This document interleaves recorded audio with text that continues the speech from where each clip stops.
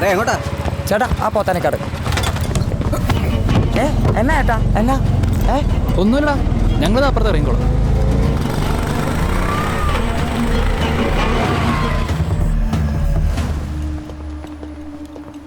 ഇതൊക്കെ എന്നാണ് സാർ ഇവിടെ ലീഗിലാക്കുന്നത്? എത്ര കിലോ ഉണ്ട്? 5 കിലോ. സമ്മതിച്ചോ? ഇല്ല സാർ. ഇവൻ്റെ കുറ്റസമ്മതം വഴി ഞാൻ പറഞ്ഞുതരാം, എഴുതിക്കും.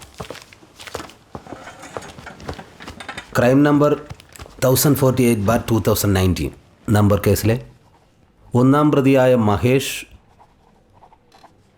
എന്ന ഞാൻ ചോദ്യം ചെയ്തതിൽ പറഞ്ഞത്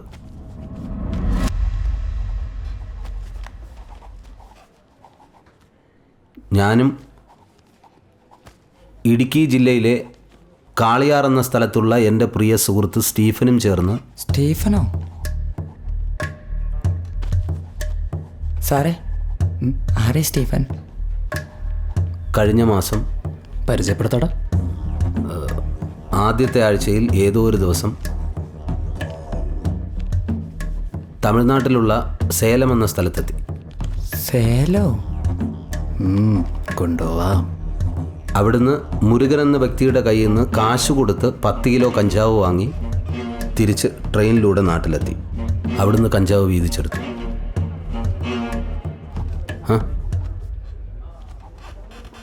ഇതിലൊന്നും വിട്ടുപോകരുത്. പിന്നെ സ്റ്റീഫനെ പ്രതിപട്ടികയിൽ ചേർത്ത് പോലീസ് കസ്റ്റഡിയിൽ കിട്ടാൻ ഇന്ന് തന്നെ കോടതിയിൽ അപേക്ഷ കൊടുക്കും. ശരി സാർ. ശരി. എന്തെങ്കിലും ഉണ്ടെങ്കിൽ വിളിക്കണേ സാർ.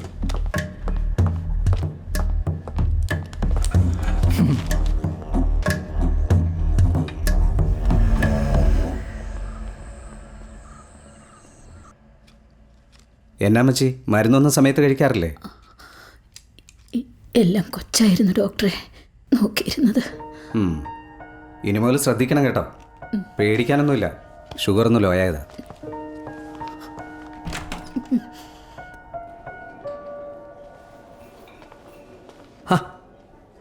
സാറേ, സാറെന്താ ഇവിടെ? അമ്മച്ചി ഇവിടെ കിടക്കുന്നു. എന്തു പറ്റി സാറേ? ഇല്ല, ഷുഗറിൻ്റെ ചെറിയൊരു വേരിയേഷൻ. ഞാനൊരു ഓട്ടം വന്നതാ. ഇവിടെ അടുത്ത എൻ്റെ വീട്. മോളെപ്പോഴും സാറിനെ കുറിച്ച് പറയും. കള്ളുകൂടിയൊക്കെ ഉണ്ടോ ഇപ്പം? ഞാനിപ്പോൾ കള്ള് കുടിക്കാറില്ല സാറേ. ജനിച്ചപ്പോഴേ വയ്യാത്ത കൊച്ചായിരുന്നു എൻ്റെ മോള്. അവളോട് എല്ലാവർക്കും സഹതാപമാണ്, അതവൾക്ക് ദേഷ്യമാണ്. ഇതൊക്കെ കാണുമ്പോൾ എനിക്ക് സഹിക്കാൻ പറ്റത്തില്ല. അങ്ങനെ ഞാൻ കുടി തുടങ്ങിയത്. പിന്നെ കുടി കൂടിയപ്പോഴാണ് എൻ്റെ കെട്ടിയോൾ എന്നെ ഇട്ടേച്ച് പോയത്. അന്ന് സാറുള്ളത് കൊണ്ടാണ് എനിക്കെൻ്റെ മോളെയും കെട്ടിയോളെയും തിരിച്ചു കിട്ടിയത്.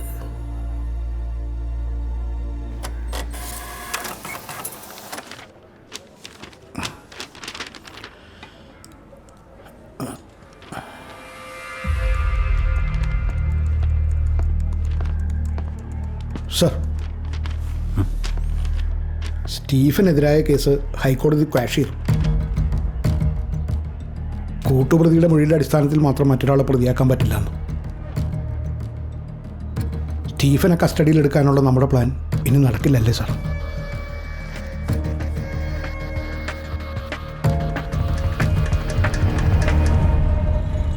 ഹെവൻ കൂട്ടക്കൊല കേസിൻ്റെ കുറ്റപത്രമാണ് മാഡം.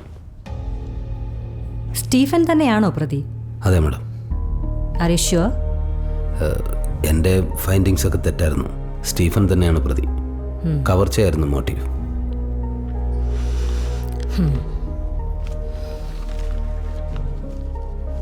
മാഡം, കുറച്ച് ദിവസത്തെ ലീവ് വേണമായിരുന്നു. അമ്മച്ചിക്ക് തീരെ സുഖമില്ല. വീട്ടിൽ ഞാൻ മാത്രമേ ഉള്ളൂ.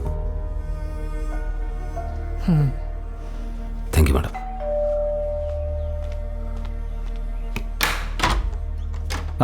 പീറ്റർ, വാടോ, കേറ്.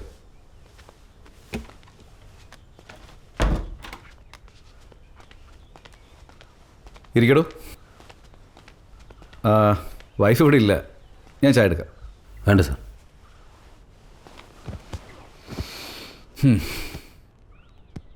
തൻ്റെ ഇൻവെസ്റ്റിഗേഷൻ റൈറ്റ് ട്രാക്കിലല്ലായിരുന്നോ?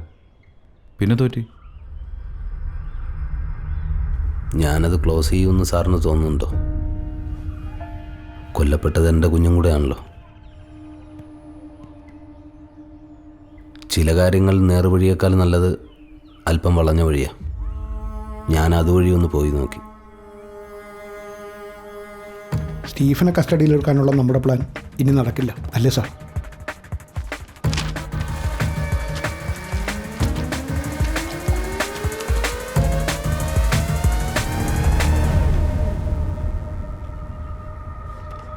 എൻ്റെ പ്ലാൻ നടന്നു പിള്ളേച്ച.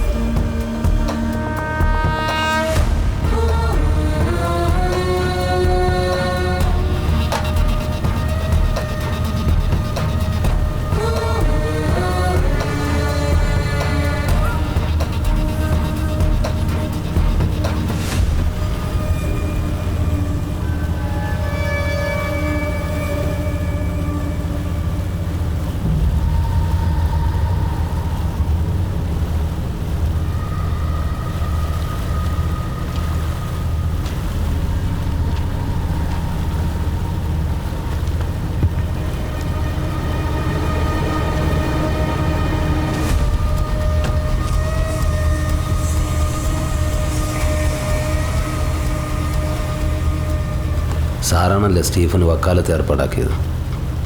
പറ സാറേ, ഈ കേസിൽ സാറിൻ്റെ റോൾ എന്താ? ആരായി ജോണി? What the hell? തനിക്കെന്താ ഭ്രാന്താണോ? താൻ എന്തൊക്കെയായി പറയുന്നത്?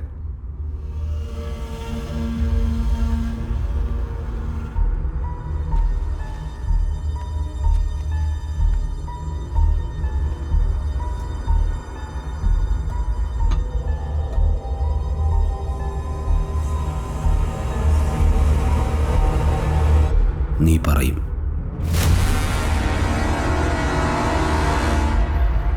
Fabian John.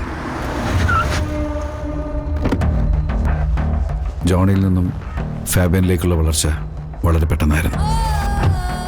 ഡയമണ്ട് സ്മഗ്ലേഴ്സിന്റെ വിശ്വസനായ ഒരു സഹായി.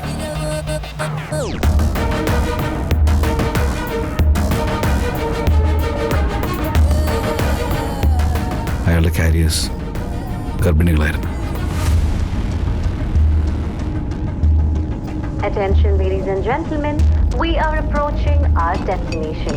Kindly ഫ്ലൈറ്റ് ലാൻഡിംഗ് അനൗൺസ്മെന്റ് കേൾക്കുമ്പോൾ അവരൊരു മെഡിസിൻ കഴിക്കും. അതേ തുടർന്ന് അവർക്ക് ഡിസ്കംഫർട്ട് ഫീൽ ചെയ്യും.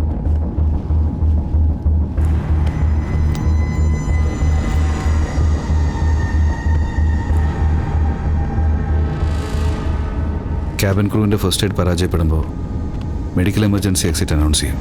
Stairways 123 medical emergency on board. Request priority and medical assistance on landing. ലാൻഡ് ചെയ്താലുടൻ ആ പേഷ്യൻറ്റിനെ എയർപോർട്ടിലുള്ള മെഡിക്കൽ എയ്ഡ് റൂമിലേക്ക് മാറ്റും. അവിടെയുള്ള ഡോക്ടർ ഫാബിയൻ്റെ സഹായിയാണ്.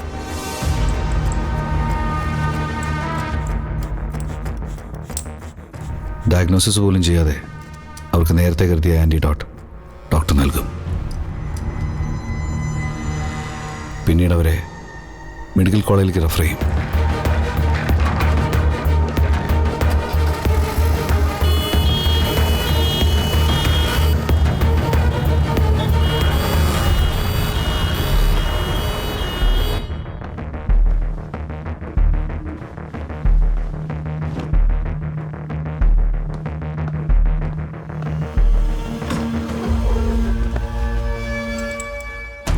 അവിടെയുള്ള മെയിൽ നേഴ്സായിരുന്ന മാത്യുവിന് ഇതിൽ സംശയം തോന്നി. അയാൾ ആ വിവരങ്ങൾ കസ്റ്റംസിന് കൈമാറി. ഫാബിയൻ്റെ അടുത്ത മൂവ്മെൻറ്റിനായി അവർ കാത്തുനിന്നു.